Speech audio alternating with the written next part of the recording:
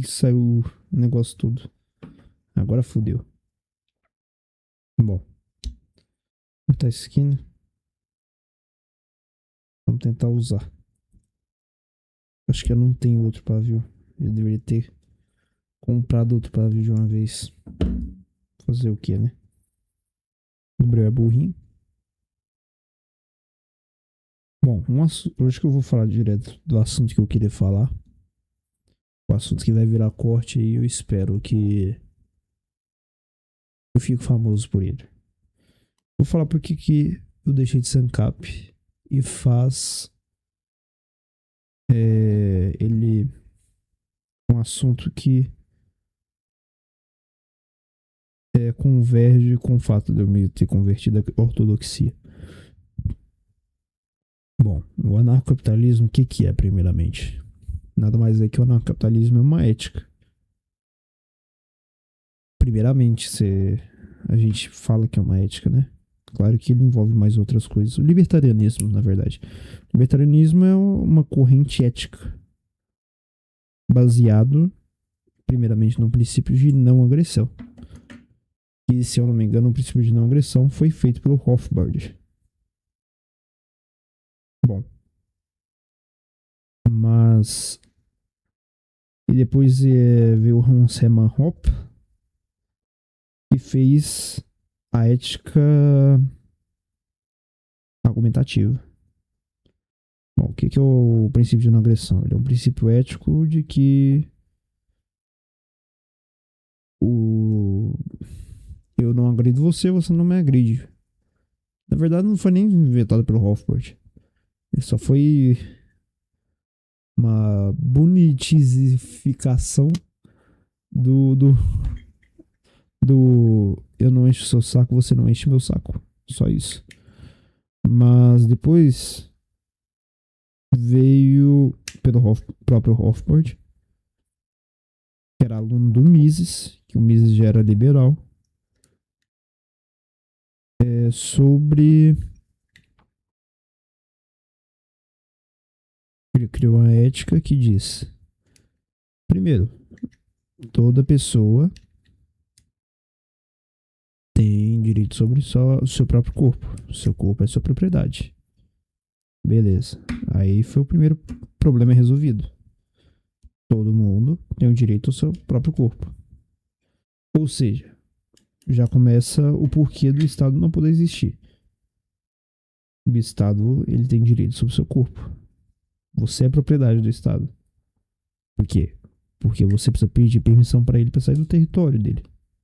Você não pode transicionar livremente pelo território. Você tem que conseguir licença para usar cannabis. Então você não tem direito sobre o seu próprio corpo. E por aí vai. Segundo, o... Como se diz? A sua terra é extensa. Não só sua terra. Seus meios de produção, meios de trabalho, tudo aquilo que você bota a mão é extensão do seu próprio corpo. Ou seja, é a sua propriedade. Ou seja, você tem direito sobre um pedaço de terra que você coloca a mão de obra ali. É algo meio comunista, né? Você coloca a mão de obra em algum lugar, e o lugar é seu. Ou seja, o Hans Hermann Hoppe, ele é a favor do MST, do Movimento Sem Terra. Tirando o fato de que o movimento sem... Teoricamente, né? Porque o movimento sem terra, ele invade terras produtivas. Mas terras improdutivas, o Hans Hermann Hoppe é a favor que você invada e que seja sua. Até aí eu concordo também, por incrível que pareça. Na época que eu era ANCAP, eu não concordava com isso. Mas hoje eu concordo. Por quê? Depois eu explico. Então, este é o princípio do anarcocapitalismo. A partir deste princípio, todas as discussões que envolvem o anarcocapitalismo são feitas. Então, você tem direito a utilizar armas. Desde que no lugar que você esteja portando a arma, permita o que você utilize o porte de arma. Ah, mas você não tem propriedade sobre o seu próprio corpo? Então, teoricamente, é, você não. Eles não poderiam te obrigar a não portar uma arma. É aí que entra o paradoxo. Tem algumas maneiras de tentar refutar isso, mas eu acho meio paradoxal isso aí. Mas foda-se. Qual que é a questão? Aí, teoricamente, é bonitinho, né? Bonitinho não. Teoricamente é funcional. Realmente, teoricamente era pra funcionar. Só que o problema é que na vida real não funciona assim. Na vida real, a única ética que existe, a única regra universal que existe, não tô falando de ética como regra moral, regra bonitinha, tô falando de regra que rege a todos nós. No mundo material, para ser mais específico, não vou falar no mundo real, porque o metafísico também é real na minha visão. No mundo real, no mundo material, a única ética que prevalece no mundo é a lei do mais forte. O único direito de posse que você tem é sobre aquilo que você consegue instaurar sua força. Entende? Ou seja, não tem lugar para livre mercado no mundo material. Livre mercado é um conceito que não existe na minha visão. Nenhum Estado. O Estado nada mais é que o mais forte. O Estado, na teoria, como ele é teorizado, não existe. Ele é só um bando de indivíduos que se juntaram com armas para propagar o seu poder e roubar um bando de indivíduos mais fracos. É literalmente isso que acontece na vida real, quando você tira a ética e tudo. Na vida real, não. No mundo material. E é por isso que eu deixei de ser ANCAP. Porque there's no hope for this world.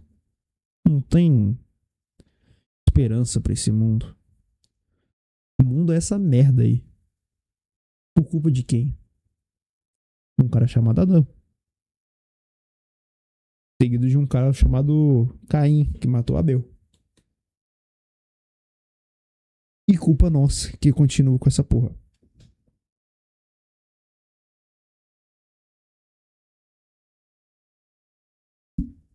Então, dados os fatos na mesa, o que nós podemos fazer para melhorar o mundo? Caridade.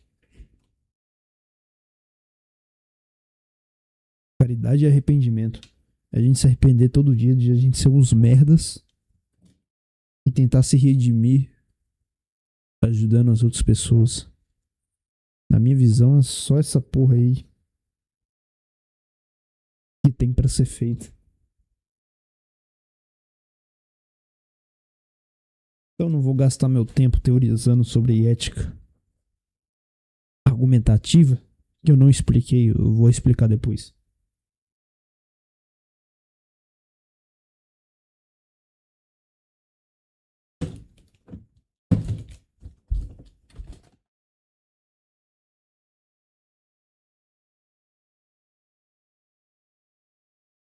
Eu não vou gastar meu tempo com ética argumentativa, que eu já gastei esse tempo durante um momento da minha vida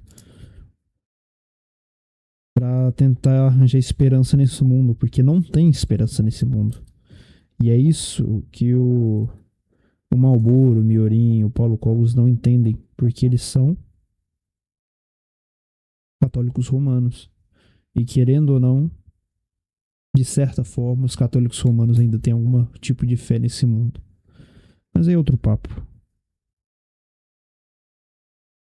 Bom, já os nós ortodoxos A gente não tem, ou pelo menos idealmente não deveríamos ter fé nesse mundo. Ah, então por que a gente continua procriando? Sei lá, cara, porque Deus mandou. Ah, mas como assim você vai fazer as coisas só porque Deus mandou? É, isso não entra na cabeça de católicos romanos, né? Engraçado isso. Mas a gente não tem que arranjar motivos para as coisas. A gente só tem que fazer o que Deus manda. A gente não tem que tentar entender os mistérios da fé. Isso não cabe a nós. Então, a única coisa que eu vou fazer da minha vida é literalmente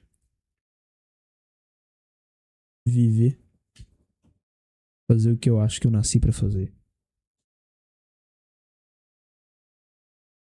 E fazer aquilo que eu tenho certeza que eu nasci para fazer, que todos nascemos para fazer, que é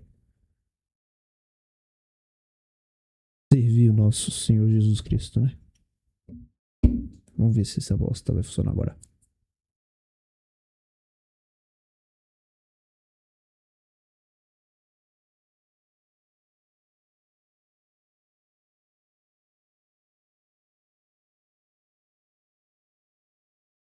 Agora funcionou. Bosta. Vai queimar minha mão. Aí, boa. Agora sim. Agora tá completo. Aí, eu esqueci de fazer os avisos. Este programa, ele é um oferecimento do Trivial. É, eu ainda não decidi o nome da pseudo-empresa, da proto-empresa, né? Provavelmente vai ser em Trivial Entertainment ou Trivial Productions. Que é um nome eu acho bem legal. Então, basicamente, tem a empresa, digamos assim, a proto-empresa, porque não é empresa de verdade. Até agora sou só eu e meus amigos falando merda no microfone. E tem o Trivial Programa, que é o programa que a gente faz todos os sábados. Há mais ou menos 8 horas, que era pra gente fazer às 6, mas a gente sempre atrasa.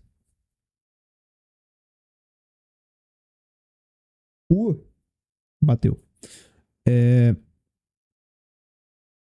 O que eu ia avisar? A gente tem o Patreon, que lá a gente posta os podcasts completos. Por favor, assine, se puder. E doe no nosso LivePix também, se você gosta do meu trabalho. Ele tá bem aqui, ó, na ponta do meu charuto. Era uma boa fazer um aviso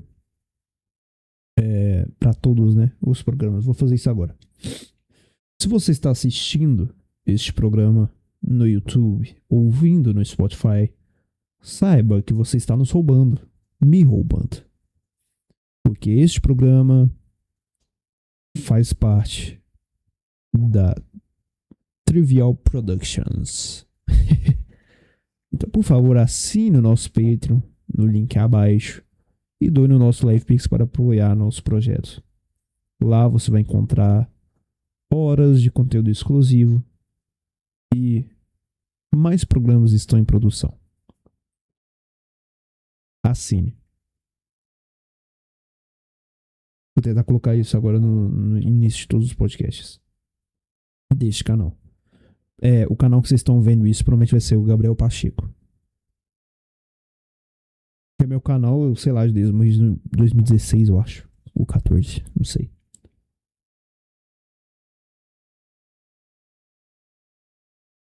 Então, voltando ao anarcapitalismo. Hans Hoppe, ele fez o argumento, a ética argumentativa. O que é a ética argumentativa? Nada mais é que uma falácia. Uma falácia de argumentação circular. Por quê? O que ele fala? você tem direito sobre o seu corpo.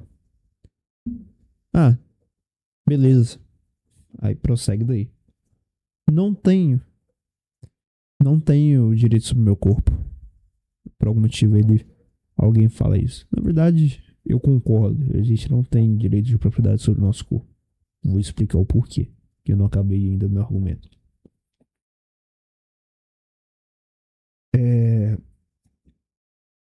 Não, você tem sim direito de propriedade sobre o seu corpo. Porque você está utilizando o seu corpo para falar e pensar o que você acabou de falar para mim. Bom, isso é um argumento circular. Porque se eu tenho direito de propriedade sobre o meu corpo e você diz que não tem direito sobre a propriedade do meu corpo, sobre o seu corpo, eu falar que você tem sim, porque você está utilizando o seu corpo para falar, é um salto lógico e é uma argumentação circular. Porque não necessariamente ele tem direito de propriedade sobre o corpo dele. Por quê? Ele pode estar endemoniado. O demônio pode estar controlando o corpo dele. Aquele pode não ser ele real. Ele pode não ter consciência. Ele pode ser um fruto da sua imaginação. E o meu argumento principal é que ninguém, levando em consideração que todos somos consciências e almas e pessoas de verdade, ninguém tem direito sobre o seu próprio corpo. Porque seu corpo volta para a Terra. E antes de você existir, seu corpo pertencia à Terra. Você tem posse do seu corpo. Por quê? Qual que é a diferença de posse e propriedade? E por que eu acho que propriedade não existe na vida real? A propriedade é algo que é seu. E nada é seu. Você não é criador de nada. Você não é criador nem das suas ideias. Porque se existe um ser todo-poderoso, claro que você tem que partir desse princípio de que existe um ser todo-poderoso chamado Deus. Ele já pensou em todas as possibilidades.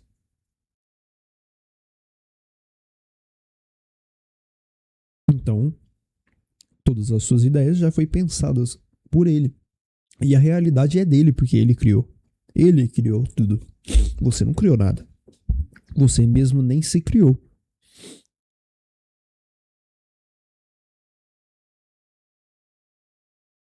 Nem seus pais te criaram também, porque eles só pegaram matéria que já existia no universo, juntaram, fizeram uma célula, a célula cresceu, virou você.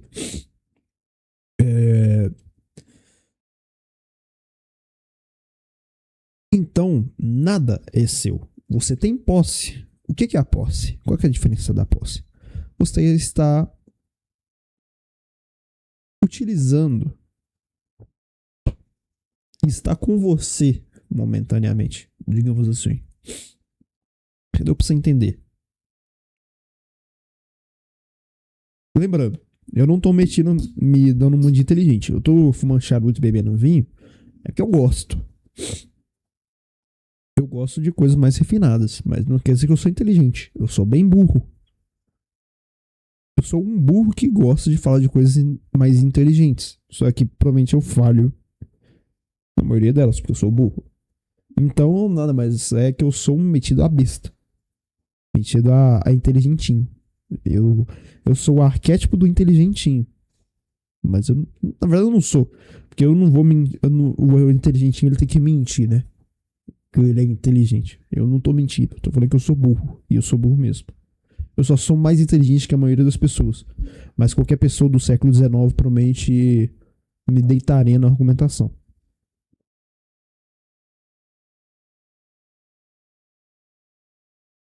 Então, voltando ao argumento. Você tem posse do seu corpo. Tudo aquilo que você tem posse, você pode manejar. Por exemplo, digamos que tem propriedade. E o João, por exemplo, meu amigo, ele tem uma tesoura, que é propriedade dele, teoricamente. Ou ele me empresta essa tesoura. Então eu estou de posse dessa tesoura. E eu posso utilizá-la, não é?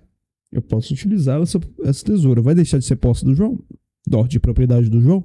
Se propriedade não existe, teoricamente não vai deixar de ser propriedade dele. Só que, como eu acho que propriedade não existe, a tesoura que teoricamente é dele passa a ser minha momentaneamente. Que eu estou com posse da tesoura. E se eu quiser, eu posso não devolvê-la. Que aí se torna. Ainda continua sendo posse temporária, porque uma hora eu vou morrer. Teoricamente também, né? Porque a gente não sabe o futuro. O futuro não existe. Ah, como assim o futuro não existe? Ele não aconteceu ainda. Ah, mas Deus é todo poderoso. Ele já escreveu o futuro.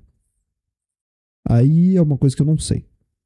A minha teoria é que para existir livre-arbítrio, Deus não pode saber o futuro, do que as coisas que vão acontecer. Ele não pode ditar o que vai acontecer. Então, quando ele deu livre-arbítrio pra gente, nada mais é que ele se absteve de saber o futuro. Mas, como ele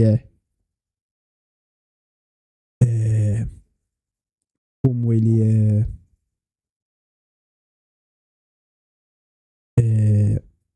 onisciente, ele sabe de todas as possibilidades que podem acontecer. Mas ele não sabe qual delas vai acontecer. Porque ele nos deu o livre-arbítrio. Eu posso estar cometendo uma puta-heresia? Posso. Perdoe-me. E perdoe-me, Deus, também, porque como Deus é incompreensível, eu tô cometendo a blasfêmia de qualquer forma. Uma heresia. Bom,